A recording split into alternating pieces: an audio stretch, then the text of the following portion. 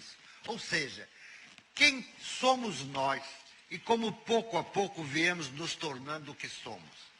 Eu não queria me estender muito para nós podermos debater um pouco, mas esses são os horizontes que fazem com que se compare, ou se faça uma leitura comparada, nas aventuras humanas, com a descoberta da América. Como surge aqui, então, também, uma Paraty? É porque essas naves, e na época não se fazia, não havia técnica, cais para atracar o navio, os navios fundeavam, como se diz, jogam os ferros, e ficam no abrigo de alguma baía, algum território de águas tranquilas. Assim foi feita a minha cidade de Vitória, no Espírito Santo, também em 1500 e pouco. Porque, assim, a frota pode estar lá tranquila, nessa baía acomodada, e pequenas embarcações fazem o transbordo. De lá para cá e de cá para lá, ou seja, de cá para lá, o Interland ligado à frente do mar, com ouro, diamantes, pedras preciosas, madeiras raras, sementes, especiarias, riquezas. E de lá para cá, tanta coisa quanto possa ser, inclusive a infame exploração do tráfico de escravos. Infame, mas protegida pelo que havia de melhor na Marinha, por exemplo. Os ingleses desenharam navios excelentes, especialistas, ou navio especializado em transportar. Portanto, o comércio. Dizem os críticos, como Dalcott, que se há três forças, ou se quisermos que haja três forças, além de que comandam em Veneza, por exemplo, se diz que é Minerva, a deusa da sabedoria. O Vulcano, o deus do fogo, o deus da indústria, das transformações. E Mercúrio, o deus do comércio. Essas são as forças que intrigam a política que move os feitos humanos, os projetos humanos, para construir essa cidade, botar a mercadoria lá, fazer uma Paraty, a descoberta da América. Ora, por que eu, arquiteto, estou preocupado com tudo isso, em vez de fazer os prédios que devo fazer? É que para nós, pouco a pouco, nessa fantástica genealogia do conhecimento e da imaginação, arquitetos, defendemos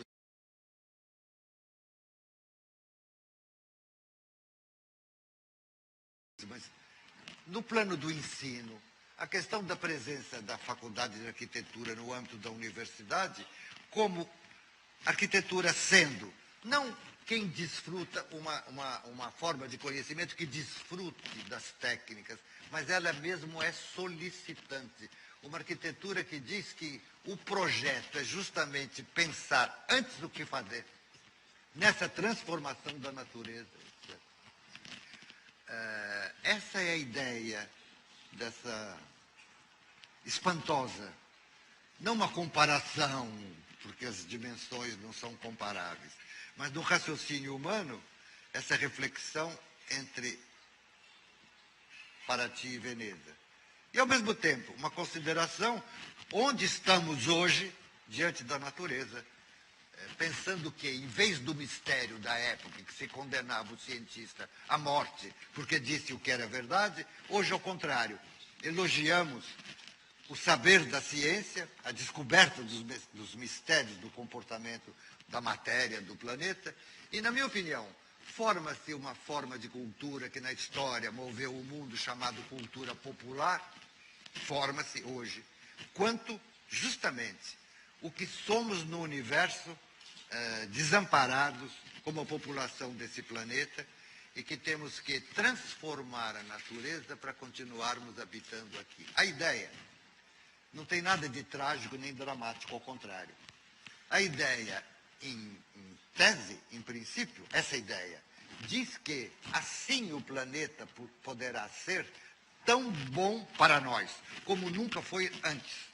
Que é um pouco diferente do que se defende hoje, de sustentação, como se tudo fosse acabar. Sim, se as coisas andarem como estão andando, vai acabar muito cedo. Porém, nós sabemos que podemos transformar isso noutra coisa. E, para mim, isso é que é, atualmente, o objeto, o desiderato do que chamamos arquitetura. Esses são os horizontes daquilo que para nós é projeto. O que envolve, antes de mais nada, uma revolução na área do conhecimento e da educação, desde as pequenas crianças, etc. Eu acho que, para começar, é mais ou menos uma justificativa por que diabos inventaram essa história de Paraty e Veneza.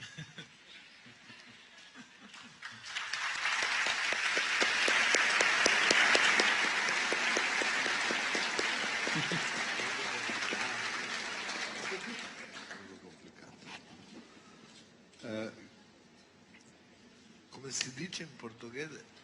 Desculpe, non hablo portoghese. È molto difficile anche rispondere a domande come questa che questa sera ci pone, il confronto tra due città che hanno due storie, due forme così diverse come Venezia e Paraty. Ma prima di parlare di questo tema e cercare di seguire le suggestioni che Paolo ci ha dato questa sera, voglio anch'io ringraziare per essere qui oggi, per aver conosciuto questa città bellissima e trovato questi grandi amici. Come avrete capito nel discorso di Paulo Mendes da Rocha, è centrale un concetto. Che cos'è abitare il mondo? Che cosa significa l'idea che guida il nostro modo di abitare il mondo, che è un'idea che nasce dai greci, lontano da noi,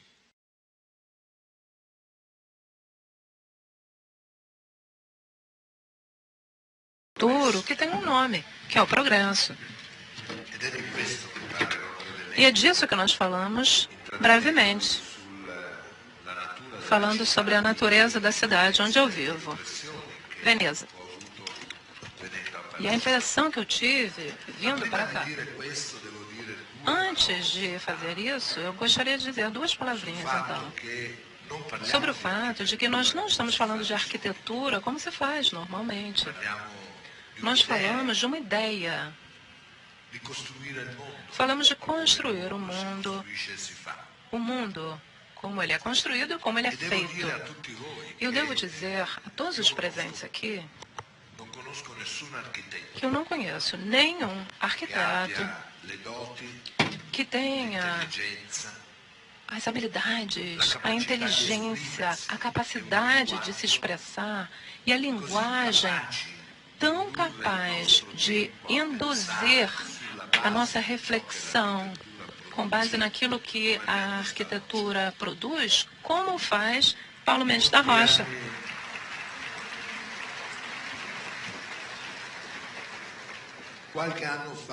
Alguns anos atrás, agora é uma lembrança pessoal, tá certo? Espero que vocês me permitam isso. Estive em Istambul. E durante a cerimônia para a entrega do prêmio Pritzker ao Paulo, eu lembro muito bem, porque Istambul é uma cidade linda.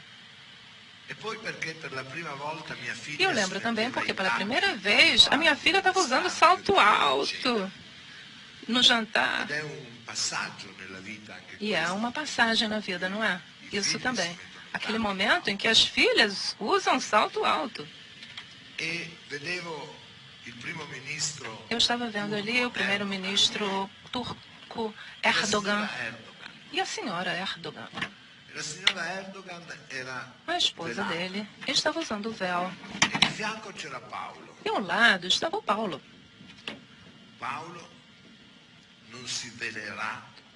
O Paulo nunca usará um véu. O Paulo nunca terá algo cobrindo-lhe o rosto. O Paulo é um arquiteto do nosso tempo. Um arquiteto que não tem medo de olhar para o mundo, de se esconder atrás de um véu. Eu acho que essa é a lembrança mais importante que eu tenho daquela noite. Bom, agora voltando para Veneza. Tudo aquilo que o Paulo disse está escrito em Veneza. Vocês certamente devem lembrar do soneto 43 de Shakespeare. Shadows of my shadows. Shadows of my dreams. You are the shadows of my dreams. Vocês devem lembrar desse soneto fantástico, não é? Shadows of my shadows. Esse soneto é de 1598. Ele tinha sido escrito por um italiano, Petrarca. 300 anos antes. Shakespeare olhava para Petrarca e com Petrarca começa então aquela estação extraordinária que é o humanismo italiano.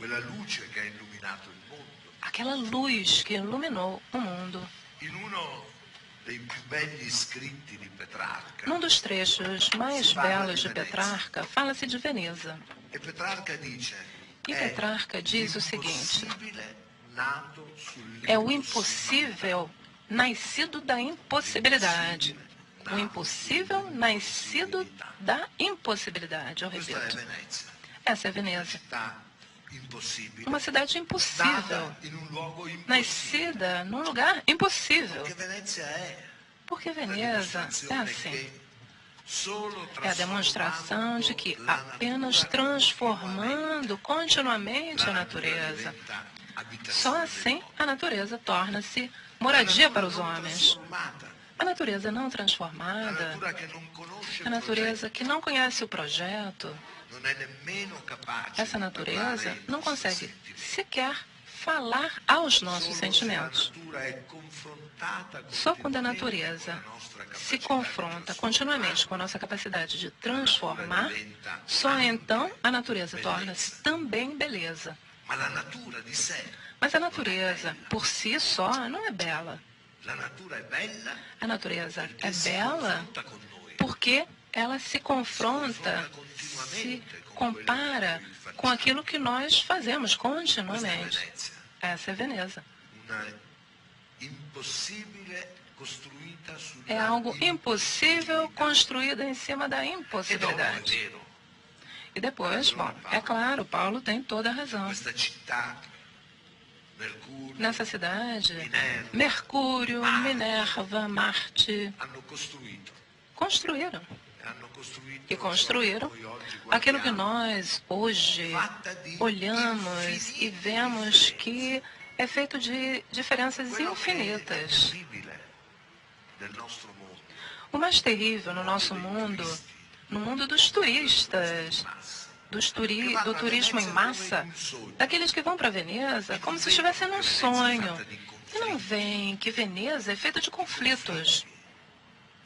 Conflitos, confrontos, conflitos, basicamente. Todas as cidades são feitas de conflitos. Conflitos de interesse, conflitos de comércio, conflito entre interesses, poderes e religiões. Sempre conflitos. Mas as cidades conseguem manter tudo isso junto. Essa é a grande maravilha das cidades. Manter unido algo em conflito, em confronto. Para ti? Escravos, comércio.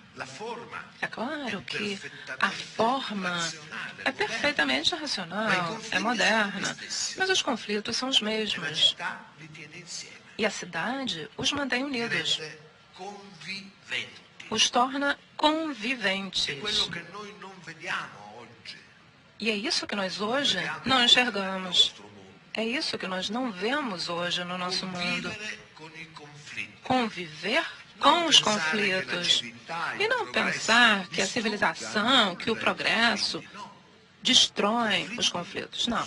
Os conflitos são a mãe, são o que gera. É uma batalha aquilo que acontece ao gerar-se, não é?